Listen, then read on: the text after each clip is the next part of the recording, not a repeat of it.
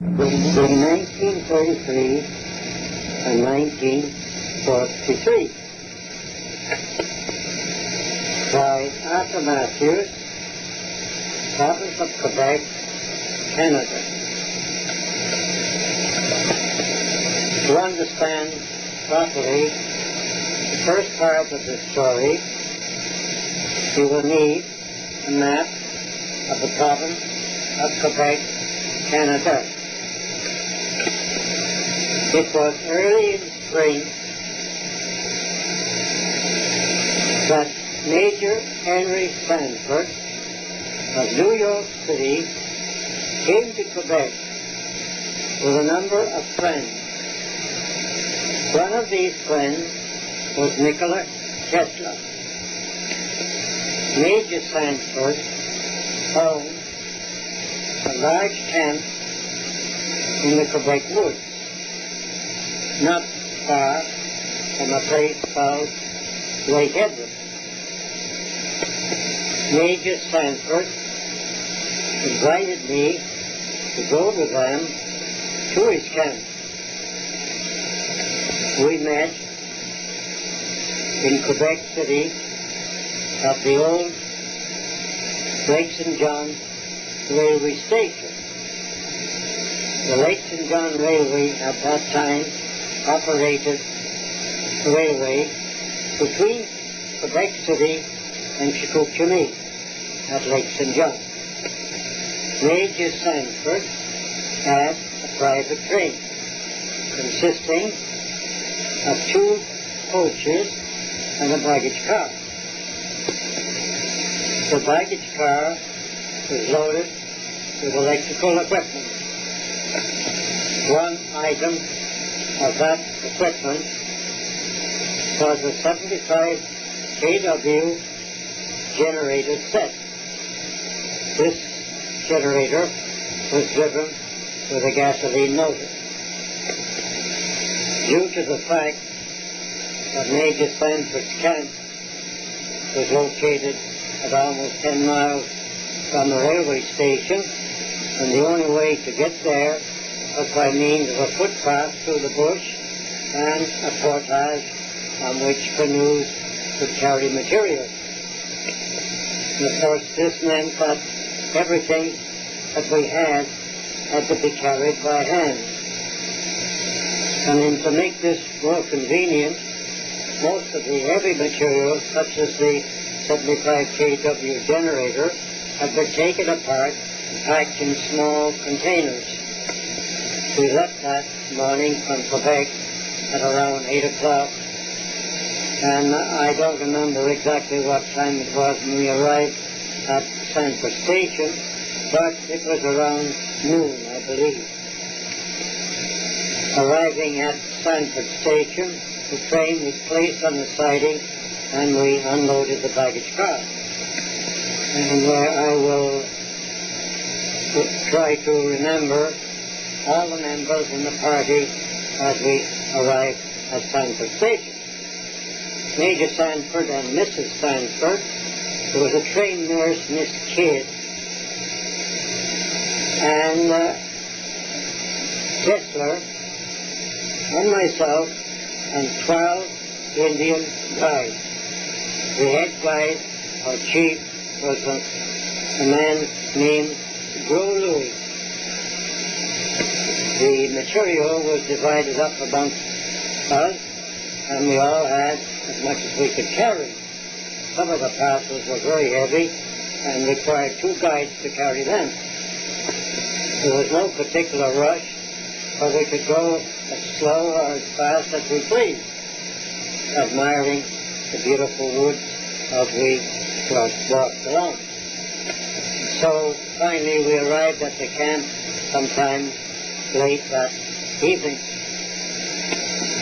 My first job on arriving at the camp was to put the 75 kW generator together. When I completed the power plant, we then built an exact model of the Tesla transformer which he had built at Colorado in 18 1998. I don't remember the exact date, but I believe it was in 1898.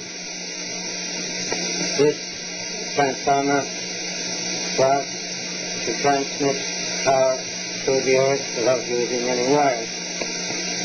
After the transmitting transformer had been built, we then built 3 other transformers to receive the power which would be sent from this big transformer.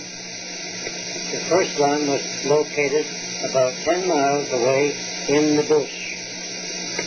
The second transformer was located at Lake St. John, near Dave Yale. And the third transformer was built later on at Tattersack, which is on the River St. Lawrence. For the purpose of making any required adjustments, Tesla first used a nearby transformer, which was about 10 miles from the transmitter. Power was then sent to this 10-mile away transformer, and the power sent was considerable and convinced Major Sanford that the idea was practical. After proving to Major Sanford that his wireless power idea was workable, Tesla then turned his attention to some new things. First thing was radar and the war-preventing idea. The radar was in fact a part of this war preventer. It was the guide. TVs was demonstrated, the voice-operated typewriter, and other things which I will mention later on. Tesla had offered his idea of radar to the American government, but whoever it was who investigated the idea did not think it was practical, and so it was turned down. One of the showpieces at Stanford was a gold wire aerial. This was used to receive shortwave programs. This gold wire aerial was actually constructed by the Indians. I showed them how to do it. And it was placed on top of 2 tall trees, which were about 65 feet apart. It was a gold-plated aerial, as I said, a cage-type aerial, which was used on the battleships of that time, with 12 wires separated in the middle by a ring 12 inches in diameter, tapering down to each end to 2 inches. At Stanford, I constructed a number of shortwave receivers, which the Major presented to some friends at the local hospital at Lake Edward. Dr. Couillard was one, and he also presented one of the receivers to Joe Louis, the Indian guide. I should say the chief of the Indian guides. Chester also built the microwave receivers, which were very small indeed. One of the ideas of Chester was a metal analyzer. This was very useful in finding out what certain pieces of metal were. I first used this at Ottawa in 1969.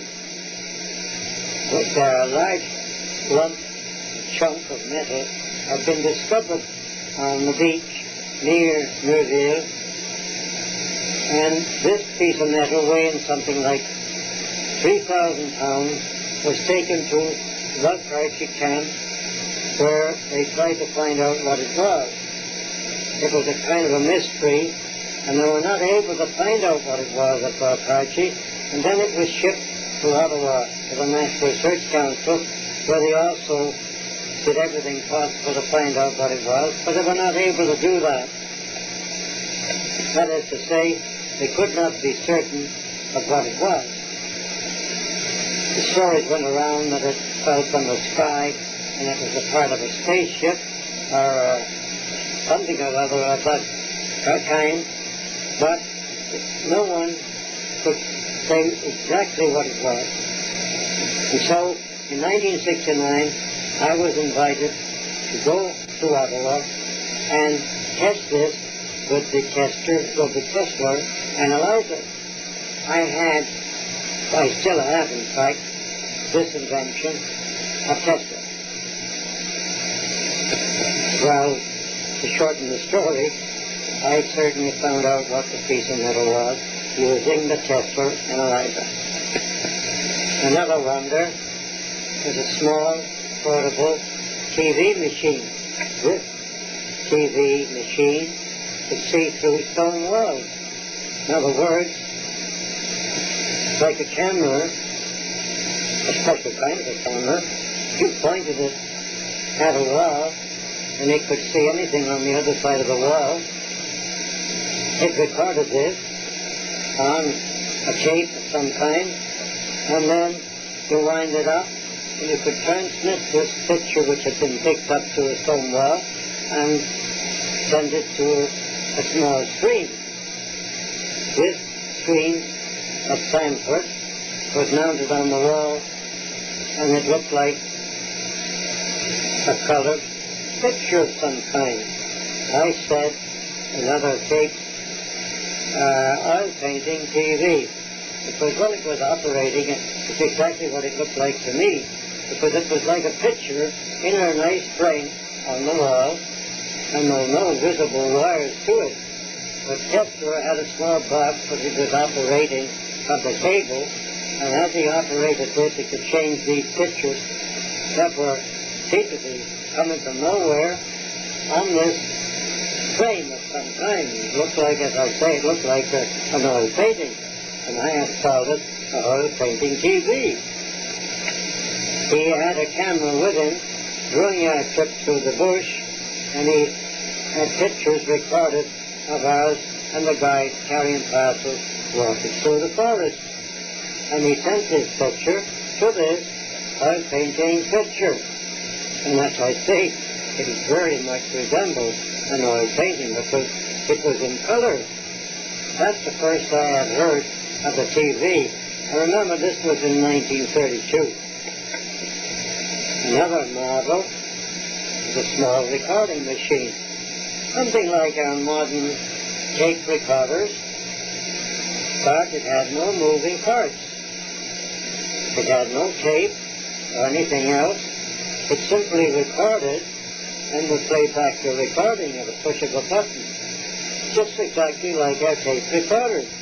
But it would record for an hour or so and play back, as I said, what was recorded, without the use of tape or any moving parts whatever. There was no motor in it. Many of these ideas had been conceived by Tesla many years before, but he did not have the opportunity to develop them.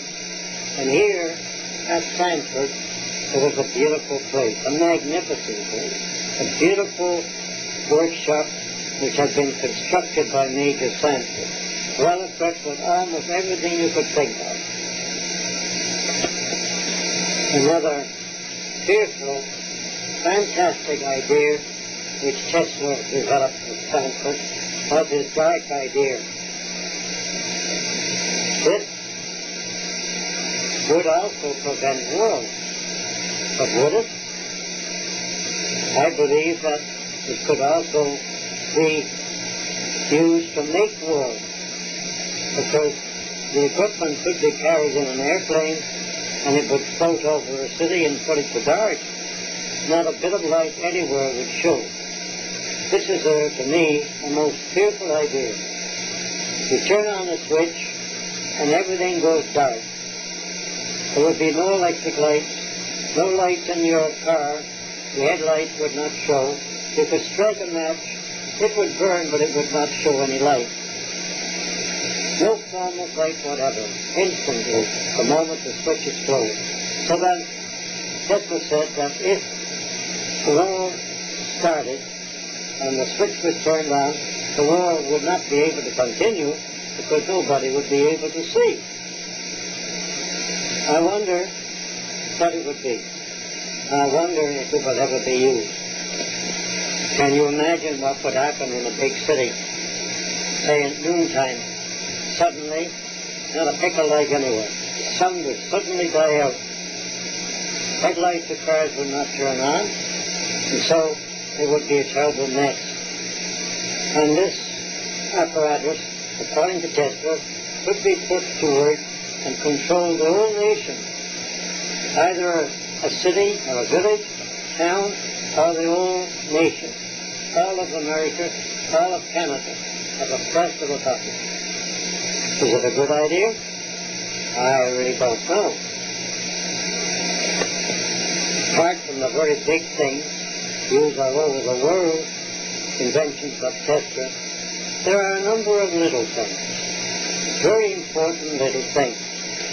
For instance, the ignition system, which I believe is used in almost every car in the world.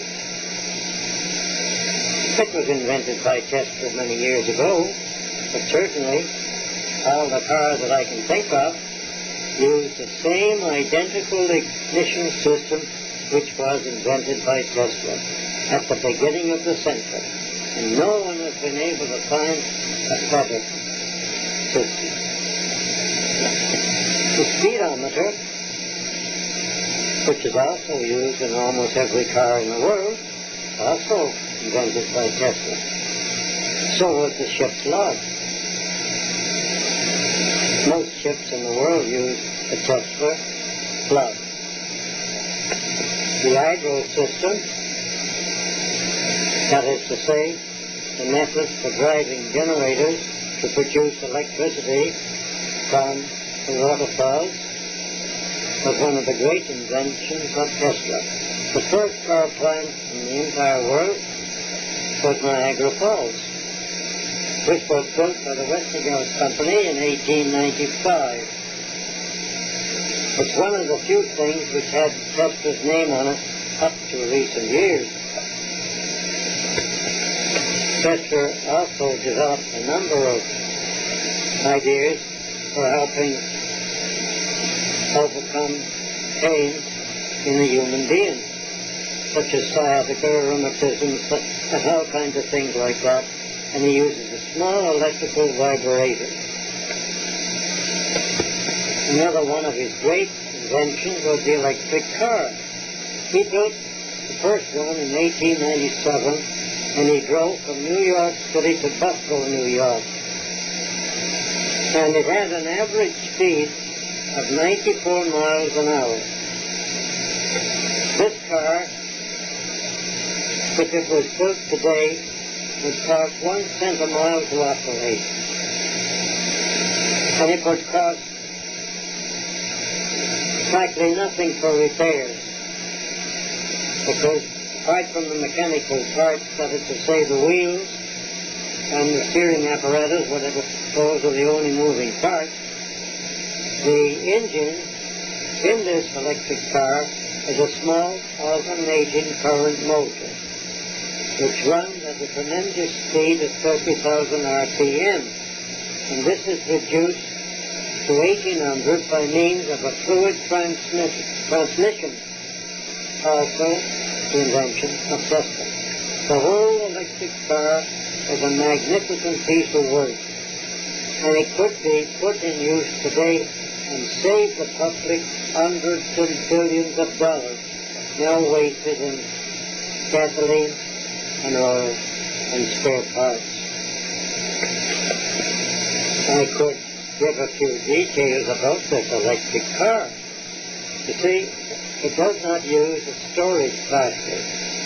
It uses a special primary battery. And if you know anything about primary batteries, you know that the only part of a primary battery which fails is the negative plate. In these little dry cells you use for your flashlight, for instance, it's the zinc which gives way. And when that gives way, the battery goes dead. Well, now, Tesla invented a completely new kind of primary battery. And in this primary battery, if the negative plate wears out, it can be replaced even by a child in a few seconds. And the battery, when installed in this electric car, will run that car 500 miles before the battery needs to be attended to. And when the battery does need to be attended to, it will take you 10 minutes to remedy whatever is going wrong. And the spare parts are all in the trunk. You have enough spare plant to keep that battery running 12 months of the year. You do not have to stop at the service station. You could run 500 miles, for instance, at 75 miles per hour, if you were allowed to do it, of course. But you could run this car, say, 50 or 60 miles an hour, right across the country, and probably not have to stop more than 15 minutes to attend to the battery. Well, sometime in the future, somebody will, no doubt, build this Tesla electric car. Perhaps it could be when we have no more fuel oil or gasoline. I don't know how long the present oil supply will last. It certainly will not last forever. So we will have to have other means of transportation. Will it be by the Tesla electric car? If you have read my book, The Well of Light, you will know the first part is the life story of Tesla. This story was written by Tesla himself. And you will note in this story that Tesla gives full credit to God for his ability to discover some amazing new ideas in the Bible. As I have mentioned before, the microwave comes in the 4th chapter of Revelation. In many places in his work, Tesla mentions the fact that he was inspired by Bible study to conceive his amazing ideas. His idea of the alternating current comes from the book of Matthew. In other words, from the Trinity. Chester explains that his microwave, for instance, is not what many others think it is. It is not a wave. It is a dimension, the actual dimension of the dream. Chester clearly states that his microwave is a beam which grows smaller.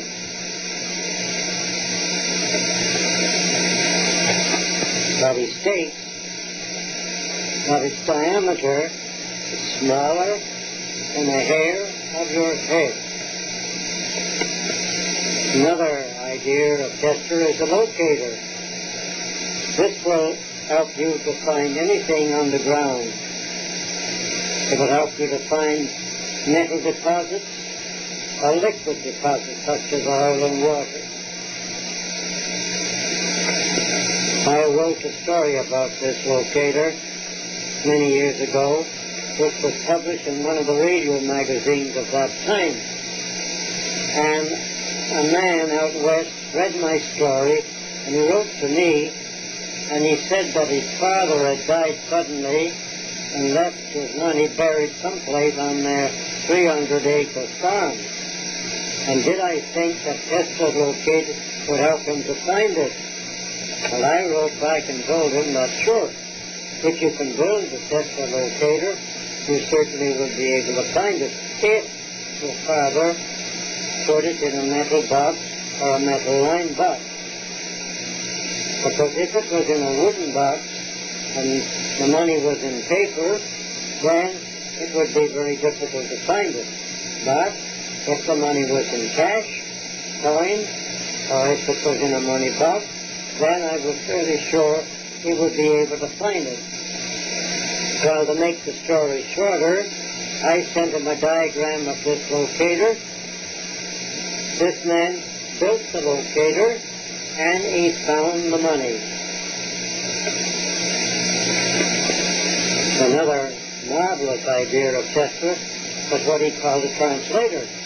This was not a very large affair either. It was something about the size of a small tape recorder, and it had many buttons on it, and you push one of these buttons to translate a language. In other words, the button would be of Japanese, for instance. You push the Japanese button, and it would translate the Japanese into whatever language you wanted, such as English and French, Chinese, whatnot, and so on.